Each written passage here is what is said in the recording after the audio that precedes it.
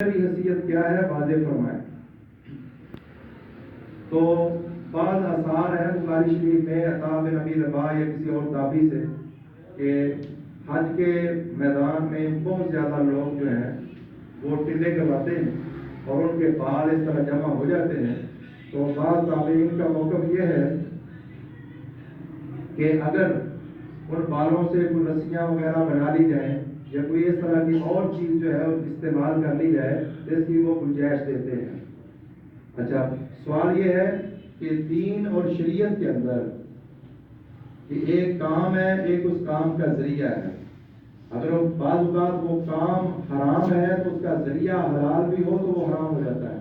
سوال یہ ہے کہ ان بالوں سے کیا جاتا ہے۔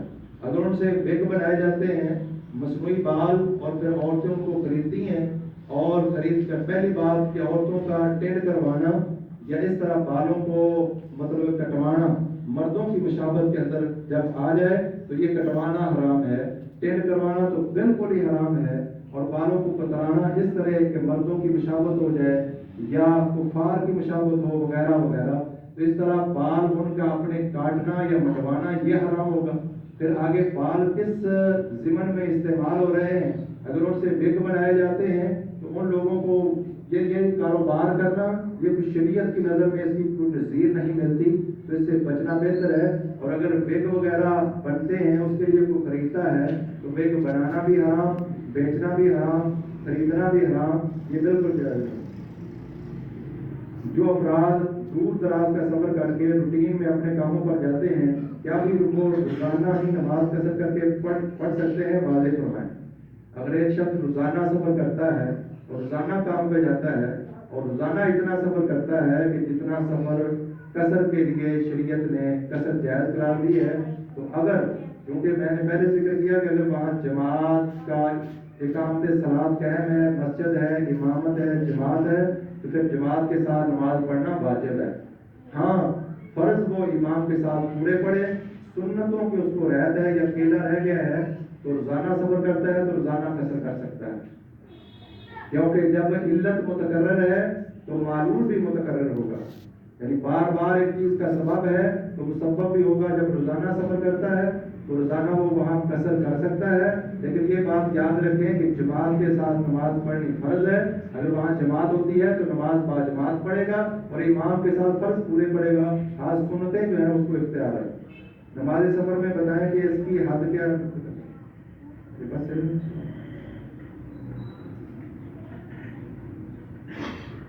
اور کسی بھائی کا کوئی سوال ہے تو باہر کٹے جائیں گے کہ نہیں؟ کوئی ہاں، یہ جو حدیث میں نے بیان کی ہے یہ اس وقت ہی ہوگا جب جنہوں نے نکلنا ہے وہ نکل چکے ہوں گے۔ اور جہنم سے نکلیں گے کون؟ جہنم سے وہ مسلمان نکل آئیں گے جن کے دل میں نفاق اکبر نہیں، شرک اکبر نہیں، کفر اکبر نہیں۔ جو شخص شرک کرتا ہے اور شرک اکبر کرتا ہے یا منافق ہے، نفاق اکبر ہے، جیسے عبداللہ بن ابی اور اس کے ساتھی، تو وہ ہمیشہ جہنم میں رہیں گے، اور بڑے کفر کرنے والے ہمیشہ جہنم میں رہیں گے، بڑا شرک کرنے والے ہمیشہ جہنم میں رہیں گے۔ ہاں، باقی مسلمان جو گنہگار ہیں لیکن عقیدہ توحید ان کا ہوگا تو وہ ایک نہ ایک وقت جہنم سے نکل آئیں گے۔ لیکن جہاں یہ بات یاد رہے، بعض احباب جن کا عقیدہ توحید ہوتا ہے وہ اس بات پر نازاں ہوتے ہیں کہ ہم واحد ہیں، ہم نے تو ایک نہ ایک دن تو جہنم سے نکل ہی آنا ہے۔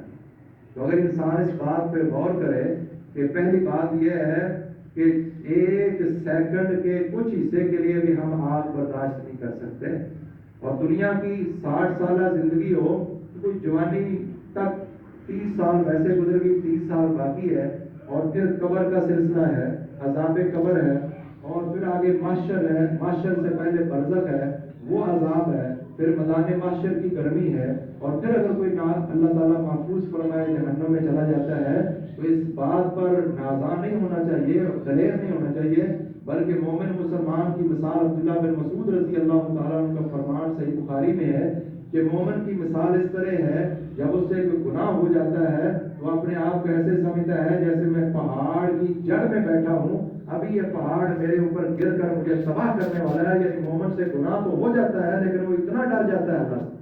اور فاسق فاجر منافق کی مثال یہ ہے کہ جب اس سے کوئی گناہ ہوتا ہے تو وہ گناہ جو ہے گناہ کرنے کے بعد اسے کوئی ندامت نہیں ہوتی. اسے اس طرح محسوس ہوتا ہے جیسے ناک پر مکھی بیٹھتی ہے تو وہ ہاتھ کے اشارے سے اس کو اڑا دیتا ہے. یعنی کوئی ٹینشن اور پرواہ نہیں اس کو ہوتی.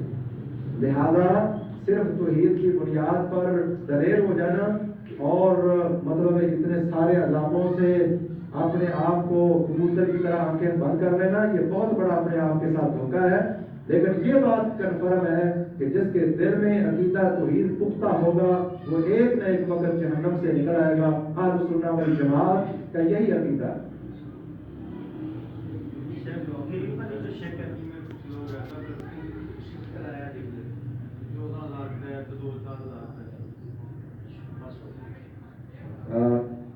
گروی کے متعلق سوال کے اندر ایک شک یہ ہے کہ ایک بندہ مکان گروی پہ دیتا ہے لیکن کرایہ جو ہے وہ تھوڑا سا مقرر کر لیتے ہیں. یہ بات سمجھیں, اس کو کہتے ہیں ہیلا. ہیلے کی 5 قسمیں ہیں. ایک ہیلا ہے فرض اور ایک ہے حرام, ایک مستحب, ایک مکروہ اور ایک مباح. جس کام کے لیے آپ ہیلا کر رہے ہیں اگر وہ کام کرنا فرض ہے آپ پر تو اس کے لیے ہیلے کے بغیر نہیں ہوتا تو وہ ہیلا کرنا بھی فرض ہو جائے گا. مثلا آپ کو کوئی نماز پڑھنے نہیں دیتا, کوئی کسی جگہ پر مسلمان ہے, قید ہے, کافر ہے, تو ہیلے کے ساتھ وہ نماز پڑھ سکتا ہے تو اس بندے کے لیے ہیلا کرنا فرض ہو. اور اسی طرح اگر ایک مستحب کام کے لیے ہیلا کرنا پڑتا ہے تو ہیلا بھی مستحب ہوگا. جائز کام کے لیے ہیلا کرنا پڑتا ہے تو ہیلا بھی جائز ہوگا. اب حرام ہیلا کیا ہے؟ فرض کام ہے اس سے جان چھڑانی ہے. فرض کام سے جان چھڑانی ہے.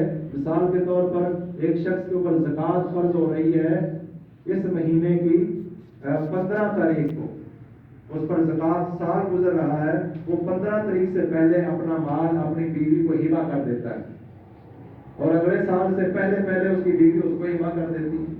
اور اس طریقے سے وہ زکوٰۃ سے جان چھڑانا چاہتے ہیں تو انہوں نے گویا کہ ایک فرض واجب سے جان چھڑانے کے لیے ہیلا کیا ہے. یہ ہیلا کرنا حرام اور وہ فرض اس پر فرض رہے گا, بلکہ ہیلا کرنے والا ڈبل گنہگار ہے کہ ایک تو اس نے فرض ادا نہیں کیا, دوسرا گویا کہ اللہ کو دھوکہ دے رہا. ایک تابعی کہتے ہیں کہ اگر وہ کھلم کھلا گناہ کر لیتا تو یہ کم گناہ تھا, ہیلا کر کے گناہ کیا ہے تو یہ ڈبل. اس لیے جن لوگوں نے ہیلے کے ذریعے مچھلیاں پکڑی تھیں اللہ تبارک و تعالیٰ نے انہیں بندر بنا دیا. انہوں نے ہیلا کر کے ہفتے والے دن انہوں نے گڑھے کھود لیے یا انہوں نے جال پھینک دیے اور پھر اتوار جو ہے اتوار کو انہوں نے اتوار والے دن انہوں نے مچھلیاں پکڑی لیکن ہیلا کر کے حرام کو حلال کیا, اللہ نے بندر بنا دیا. اور دوسرا ہیلا جو حرام ہے وہ ہے حرام کام کو حلال کرنا.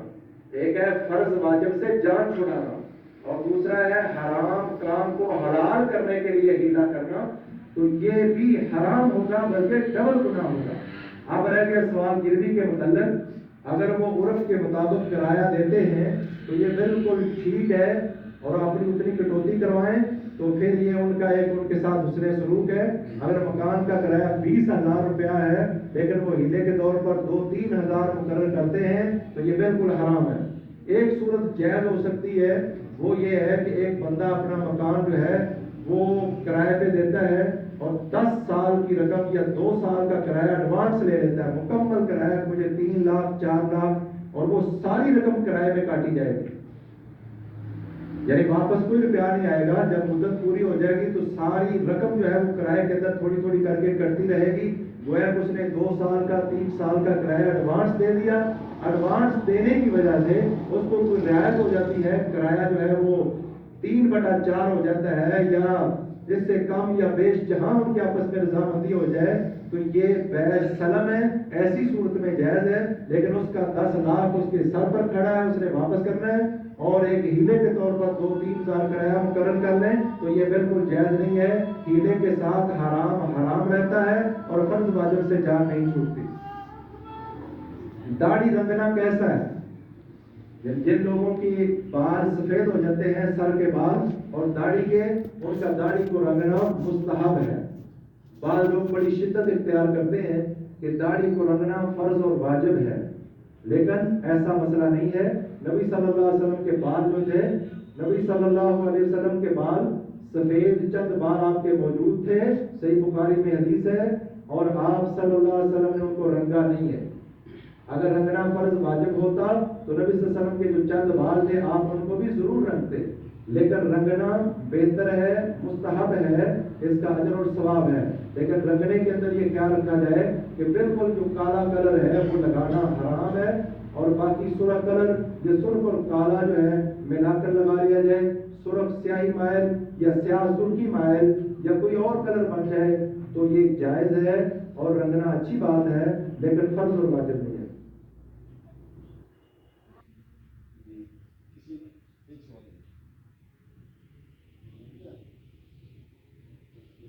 حکومتی اداروں میں اکثر ضرورت مند اپنا حق لینے کے لیے آتے ہیں، پر متعلقہ ادارہ یہ جانتا ہے کہ یہ حق آنے والے اسی شخص کا ہے، اس کے باوجود ادارے کا اہلکار رقم کا مطالبہ کرتے ہیں۔ تو سوال کا جواب یہ ہے کہ اگر کوئی شخص رشوت مانگتا ہے، آپ کا حق ہے، مثلا جاب، وہ نوکری، آپ اس اہلیت کے مالک ہیں اور وہ آپ کا حق ہے کہ آپ کو نوکری دی جائے، لیکن سرکاری آفیسر آگے سے رشوت مانگتے ہیں اور یہ شخص وہ رشوت دیے بغیر اسے اپنا حق وصول نہیں ہوتا، یا اس کا کوئی زمین کا مقدمہ ہے یا کوئی اور اس کا جائز حق ہے یا کوئی پوسٹ ہے، کوئی جاب ہے جو اس کا حق بنتا ہے، حکومت نے جو شرائط مقرر کی ہیں یہ بالکل ان کے اوپر فٹ آتا ہے، کسی کا حق نہیں دے رہا، تو اس شخص کو اگر رشوت دینی پڑتی ہے تو وہ جو ٹکے یہ دے گا، لینے والے کے حق کے اندر وہ رشوت ہوگی اور دینے والے کے حق میں گناہ نہیں ہوگا، کیونکہ رشوت ہوتی ہے کہ کسی کا حق لینے کے لیے پیسہ دینا، تو یہ اپنا حق لے رہا ہے اور مجبور ہو کر اس کو کچھ رقم انہیں دینی پڑ رہی ہے، دینے والا گنہگار نہیں ہے، البتہ لینے والا رشوت لے رہا ہے اور وہ گنہگار ہے۔ کیا لے سکتے؟ ہاں، خرید و فروخت جو ہے کافروں کے ساتھ بھی کی جا سکتی ہے۔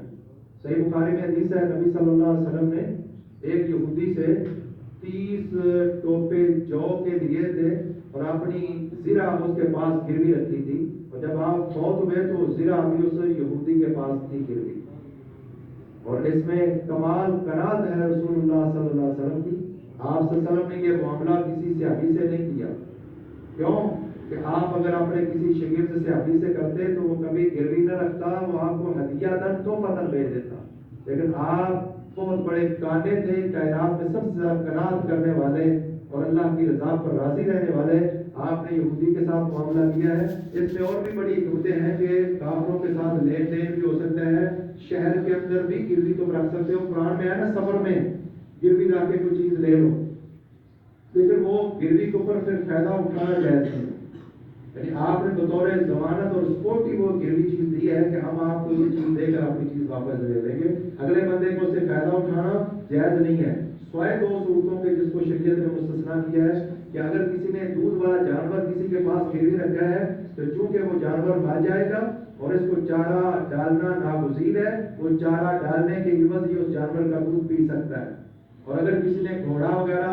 رکھا ہے جانور کسی کے پاس اور اس کو چارہ ڈالنا ناگزیر ہے تو اس نے اس کو چارہ ڈالنا ہے، اس چارے کے عوض یہ اس گھوڑے وغیرہ کی پشت کے اوپر سواری کر سکتا ہے۔ ان دو چیزوں کی شریعت نے اجازت دی ہے، باقی ساری چیزیں جو ہیں وہ کسی گروی سے فائدہ اٹھانا سود کے ذمے میں ہے۔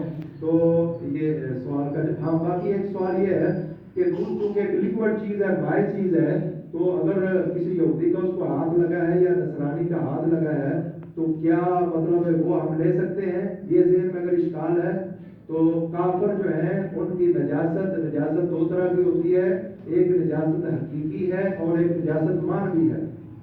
کافر جو ہے وہ حقیقی نجس نہیں ہے کہ آپ کا ہاتھ ان کے ساتھ لگ گیا یا پسینہ کسی کا لگ گیا تو آپ کا ہاتھ پلید ہو جائے گا، نہیں، ان کی نجاست عقیدے کی نجاست ہے، دماغ ذہن کی نجاست ہے، یعنی ذہن ان کا گندا ہے لیکن حصن وہ نجس نہیں ہے۔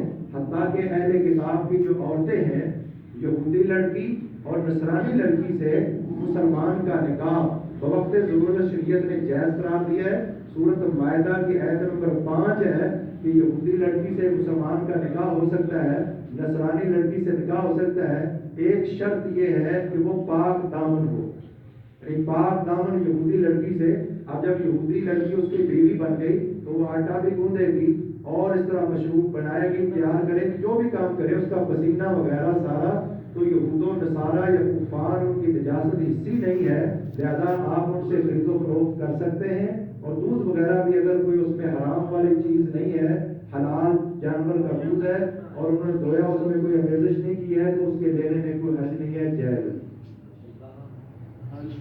ذبح یہود و نصارہ کا ذبح جو ہے اہل کتاب کا جائز ہے، یعنی اگر وہ جو طریقہ ذبح کا ان کی شریعت میں ہے اس کے مطابق جانور ذبح کرتے ہیں تو اس کا گوشت کھا سکتے ہیں، لیکن باقی کافر ہندو، بدھ مت، کمیونسٹ، جتنے بھی کافر ہیں یہود و نصارہ کے علاوہ، وہ جانور اگر ذبح کرتے ہیں تو اس جانور کا گوشت کھانا مسلمانوں کے لیے حلال نہیں ہے۔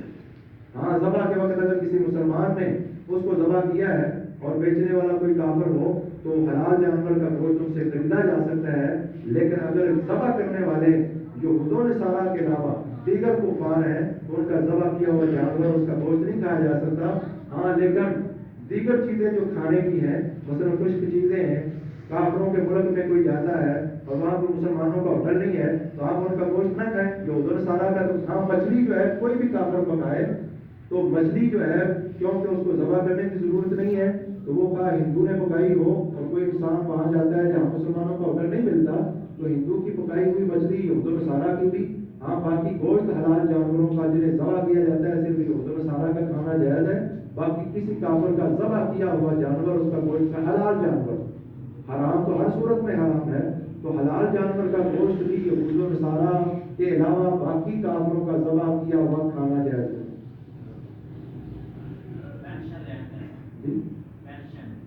پینٹ شرٹ پہننا، پینشن کا مطلب یہی ہوتا ہے نا کہ حکومت آپ کی طرف سے ایک تو ہے نا جے پی فنڈ وغیرہ جو کسی بھی ملازم کی تنخواہ سے کٹوتی ہوتی ہے اور پھر وہ جمع ہوتی رہتی ہے اور پھر اس کے اوپر سود در سود لگتا رہتا ہے، پھر یک مشت اس کو ملتے ہیں، یہ تو اپنی اصل رقم جو اس میں سے لے سکتا ہے، اور جو بڑھوتری ہوئی ہے، اضافہ ہوا ہے، وہ لینا جائز نہیں۔ باقی حکومت اپنے ملازمین جو ریٹائر ہیں ان کے ساتھ ایک تعاون کرتی ہے، ماہانہ پینشن انہیں دیتی ہے، نصف یا کم و بیش، اس میں کوئی حرج نہیں ہے، تو اس نے حکومت کی خدمت کی ہے اور حکومت اس کو تعداد حیات تعاون کرتی ہے، تو اس میں کوئی حرج نہیں۔ البتہ اس کی تنخواہ سے جو کٹوتی کر کے جمع کرتے جاتے ہیں اور سود در سود اور بڑھتا چلا جاتا ہے، اکٹھے کر کے یک مشت دیتے ہیں، یہ جائز نہیں۔ کسی بڑے کا ہاتھ چومنا یا کسی آدم کا ہاتھ چومنا، اگر کوئی چومتا ہے، ادب کے لیے چومتا ہے تو اس میں گنجائش ہے، اور اگر اس کو معقول تو مبارک سمجھتا ہے کہ یہ پہنچی ہوئی سرکار ہے اور اس کا بوسہ لینے سے میرے گناہ جھڑ جائیں گے یا اس طرح ہو جائے گا، تو بالکل جائز نہیں ہے۔ اگر پروٹوکول کے طور پر کھڑا ہو کے گلے ملتا ہے، ماتھے کا بوسہ دے دیتا ہے یا ہاتھ چوم لیتا ہے، تو اس میں حرج نہیں جائز۔ ہاں، رکوع جھکنا بھی کسی کے سامنے جائز، سجدہ بھی جائز نہیں، رکوع بھی جائز نہیں ہے۔ تو حتیٰ کہ تمام ہمارے پاکستان میں جتنے مکاتب ذکر ہیں، دیوبندیوں کے نزدیک، بریلویوں کے نزدیک، اہل حدیثوں کے نزدیک، کسی کے نزدیک بھی سجدہ کرنا کسی قبر پر کسی بزرگ کو جائز نہیں۔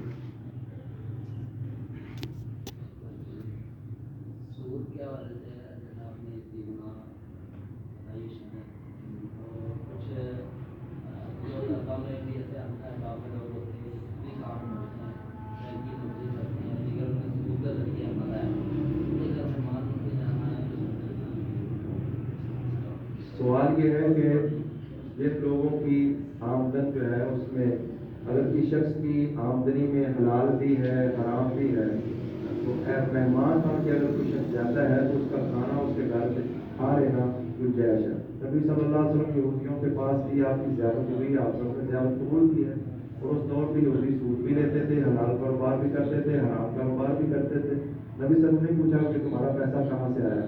ہاں، جو چیز وہ آپ کو کھلا رہا ہے وہ خالص اگر سود کے پیسوں سے ہے تو پھر نہ کھائیں، لیکن اگر ایسا نہیں ہے تو پھر کھانا پینا جو ہے اس میں شریعت نے یعنی ہمیں مکلف نہیں بنایا کہ آپ پوچھیں گے یہ حلال سے لائے ہو کہ حرام سے لائے ہو یا کدھر سے لائے ہو. یہ تکلفات شریعت اس کا ہمیں حکم نہیں دیتی. ڈیلی بیس پہ شاہد صاحب جو 2-3 ہزار بندہ کماتا ہے اس پہ زکوٰۃ فرض ہے؟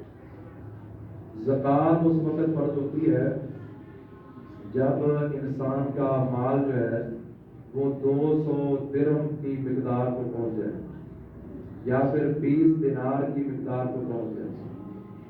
یہ 200 درہم کو اگر آج حساب لگایا جائے تو وہ بھی 50,000 سے زیادہ یعنی کسی انسان کے پاس اپنے کھانے پینے لباس خوراک تعلیم کے علاوہ پیسے بچ گئے. بچتے بچتے 50,000 یا 55,000 ہو گیا. اب جس دن وہ 50,000 ہوا پھر یہ قائم رہا اور پھر سال گزر گیا اور مزید بڑھتا چلا گیا. اگر ایسی کسی کے پاس رقم ہے تو اس کے اوپر پھر زکوٰۃ فرض ہوتی ہے. اگر کوئی لاکھ بھی مہینے کا کماتا ہے لیکن وہ اس کے بیوی بچوں پر خرچ ہو جاتا ہے ان کی تربیت لباس خوراک صدقہ یا جو بھی کرتا ہے اور رقم جمع نہیں ہوتی تو لاکھ بھی اتنا ہو تو پھر بھی زکوٰۃ نہیں ہے. زکوٰۃ اس وقت ہے جب اپنی ضروریات کو پورا کرنے کے بعد مال بچ جائے اس کے پاس گھر میں موجود رہے یا بینک میں موجود رہے اور سال گزر جائے پھر زکوٰۃ ہے. وہ بھی کم از کم کتنا؟ اس میں بھی 2 موقف ہیں. ایک ہے میں نے پہلے ذکر کیا کہ چاندی جو ہے اس دور میں جب نبی صلی اللہ علیہ وسلم نے فرمایا ہے کہ سونے کا نصاب یہ 20 دینار سونے کے سکے کو دینار کہتے ہیں اور چاندی کا نصاب 200 درہم. اس دور میں 20 دینار اور 200 درہم دونوں برابر تھے. کبھی بیشی ہوتی رہتی تھی لیکن عام طور پر 1 دینار 10 درہم کے برابر تھا. اس لیے ادھر 20 دینار ہے اور جب 200 درہم ہے. 20 کو آپ 10 کے ساتھ ضرب کریں تو 200 بنتا ہے. لیکن آج چاندی اپنی ویلیو بہت نیچے لے گئی کھو بیٹھی ہے اور سونا اوپر نکل گیا ہے. تقریباً اس دور سے آج کے دور تک 15 گنا فرق پڑ گیا. اگر چاندی کا اس دور میں 20 دینار اور 200 درہم دونوں برابر تھے لیکن آج اگر ہم حساب کرتے ہیں تو اگر چاندی کا حساب کریں تو وہ تقریباً 50-60 ہزار مال جمع ہو تو زکوٰۃ فرض ہوتی ہے. اگر سونے کا حساب لگائیں تو تقریباً کوئی 7 لاکھ روپے سے بھی زیادہ روپیہ ہو تو پھر بنتا ہے. زیادہ بعض علماء کہتے ہیں ہاں اگر چاندی ہے پھر تو چاندی پر زکوٰۃ ہے. کسی کے پاس 50 تولے سے زیادہ چاندی ہے تو چاندی سے زکوٰۃ دے گا اور سونا ہے 7.28 تولے اس میں سے زکوٰۃ دے گا. لیکن اگر کرنسی ہے تو کرنسی اور ساتھ سونا جو گھر میں پڑا ہوا ہے دونوں کو ملا کر اگر وہ 7.25 تولے تو سونا ہے تو 7.25 تولے یعنی 7.28 یہ 7.25 سے 3 پوائنٹ اوپر ہے اس تک پہنچے. اگر چاندی ہے تو چاندی کے ساتھ کرنسی کو جمع کر لیں اور تقریباً وہ 51 تولے بنتی ہے. عام بر صغیر میں جو قول چلتا ہے 7.5 تولے سونے کا اور 52.5 تولے چاندی کا. لیکن جو تحقیقی قول ہے وہ اس سے کچھ کم ہے یعنی سونا 7.28 تولہ 7.25 تولے سے تھوڑا سا اوپر ہے اور چاندی جو ہے وہ 51 تولے جو ہے بنتی ہے. تو بہرحال اتنا جس کی آمدن ہے وہ کھا بھی جاتا ہے اس کے اوپر کوئی زکوٰۃ نہیں ہے. زکوٰۃ بھی لوگوں پر ہے اور اس میں بھی آگے پھر فرق پڑے گا کہ 50 سال پڑے رہے تو بعض علماء جو چاندی کے قائل ہیں ان کے نزدیک فرض ہے. جو سونے کو نصاب بناتے ہیں ان کے نزدیک اتنی دیر تک زکوٰۃ فرض نہیں ہوگی جب تک 7 لاکھ سے کراس نہ کر جائے ہماری کرنسی.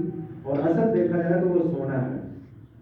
سونے پر قیاس کرنا غریبوں کا پیدا دیکھا جائے تو ٹھیک ہے چاندی کے حساب سے کوئی نکال دے تو یہ اس کو اجر و ثواب کا باعث ہوگا لیکن مجرم ہے کہ نہیں. اصل چیز سونا ہے اور سونا چیز اصل ہے. سونے کے مطابق چاندی کو آج ہم یعنی کرنسی کو سونے کے ساتھ ملائیں گے.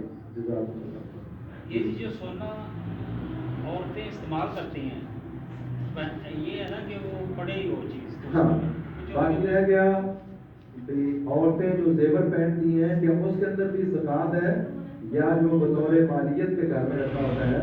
تو یہ پرانے دور میں بھی اختلاف تھا آج بھی بعض علماء کا اختلاف ہے. بعض کہتے ہیں کہ زیورات میں زکوٰۃ نہیں ہے یعنی جو عورتیں زیب و زینت اختیار کرتی ہیں اس کے لیے سونا استعمال کرتے ہیں اس میں زکوٰۃ نہیں. لیکن ایسی بات نہیں ہے زیور کے طور پر ہو یا بطور مالیت رکھا ہوا ہو کل سونا جو ہے ہاں یہ ہے کہ ایک بیوی کا سونا ہے ایک خاوند کا ہے.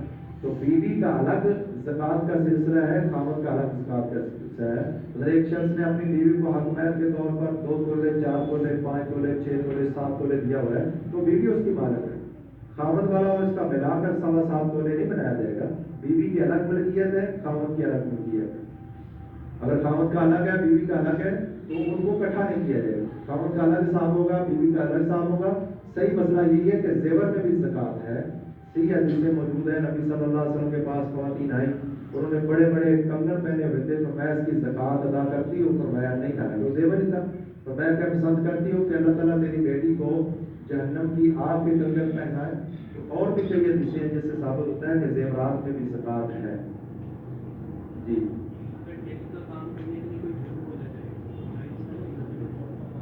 اگر نیکی کا کام کرنا فرض اور واجب ہے تو پھر تو جھوٹ بولنا بھی فرض واجب ہو جائے گا. اور نیکی کا کام اگر کرنا مستحب ہے، مثال کے طور پر مثال دیں آپ. ہاں جھوٹ بولنے کی کیا ضرورت ہے؟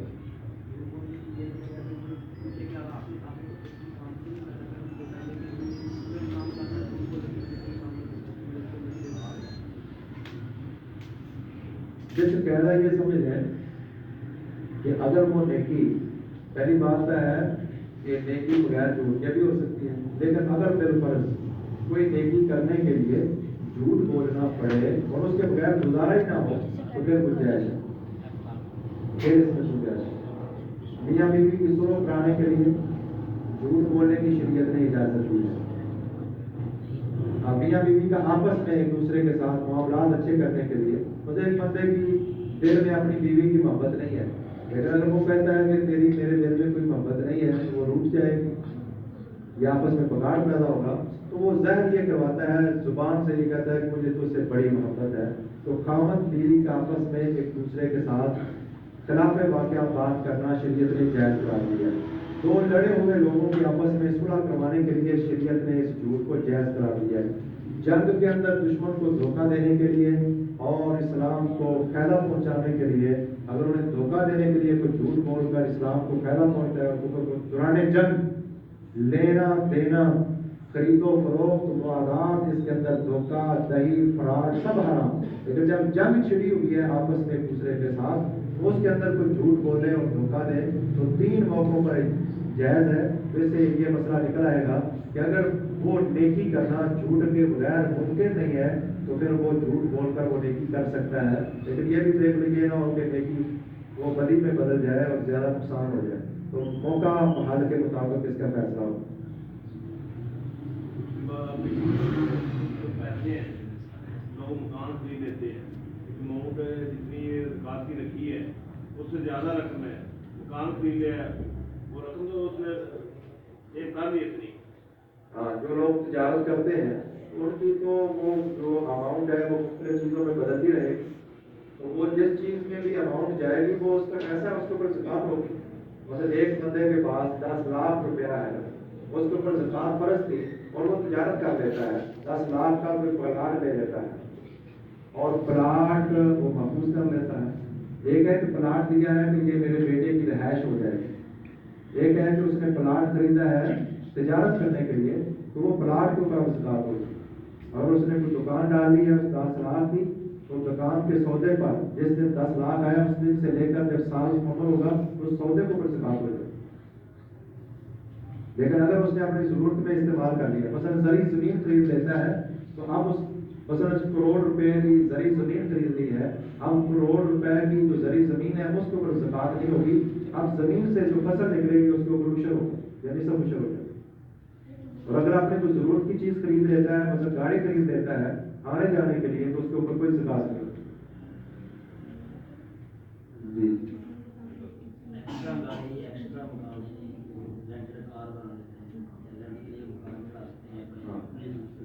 اگر کوئی شخص اپنی ضرورت سے زائد کوئی چیز بنا لیتا ہے اور اس کا کرایہ لیتا ہے، تو کوئی بس بنا لیتا ہے، کار بنا لیتا ہے، مکان خرید لیتا ہے اور اس کو آگے بیچنا نہیں ہے، یعنی مکان کی وہ تجارت نہیں کر رہا، اس مکان سے آگے آمدن حاصل کر رہا.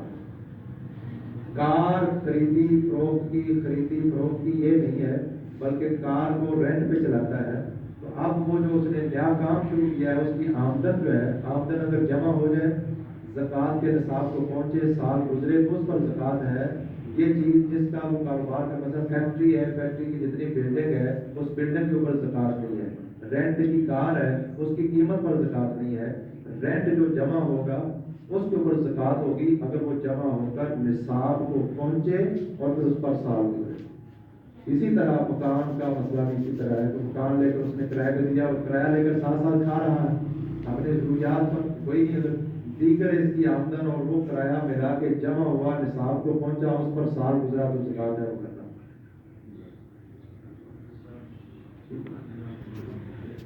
सुभान